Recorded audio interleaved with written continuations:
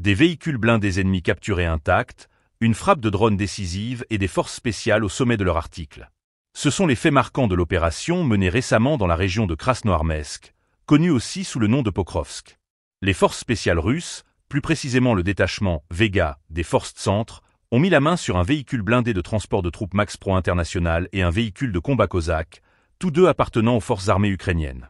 Les détails de l'opération témoignent d'une précision redoutable. Des équipes de drones FPV russes ont d'abord identifié et frappé une unité de sécurité de combat ennemie, perturbant leur défense. Ces mêmes drones ont ensuite transmis les coordonnées des véhicules blindés à une unité avancée au sol. C'est alors que les forces spéciales ont agi rapidement, capturant ces équipements stratégiques en parfait état de fonctionnement, avec une cargaison complète de munitions. Ces véhicules, parmi les plus modernes dans les arsenaux ukrainiens, ont été légèrement endommagés mais réparables. Après des réparations mineures, ils ont été transférés vers une base arrière des unités russes.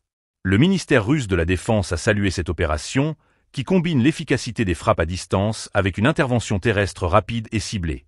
Cette capture est un coup dur pour les forces ukrainiennes dans cette région stratégique. Les véhicules Max Pro et Kozak sont réputés pour leur mobilité et leur blindage renforcé, conçus pour résister aux embuscades et aux tirs directs. Leur prise sans dommages significatifs représente un gain matériel important pour l'armée russe et une perte considérable pour leurs adversaires. Sur le terrain, cette opération illustre une fois de plus l'importance de l'utilisation des drones en tant que force multiplicatrice dans les conflits modernes. Ces appareils permettent une reconnaissance avancée, des frappes précises et une coordination étroite avec les unités terrestres. Dans le cas présent, cette symbiose entre technologie et intervention humaine a non seulement permis de neutraliser les défenses ennemies, mais aussi d'exploiter le matériel capturé pour renforcer les capacités opérationnelles russes.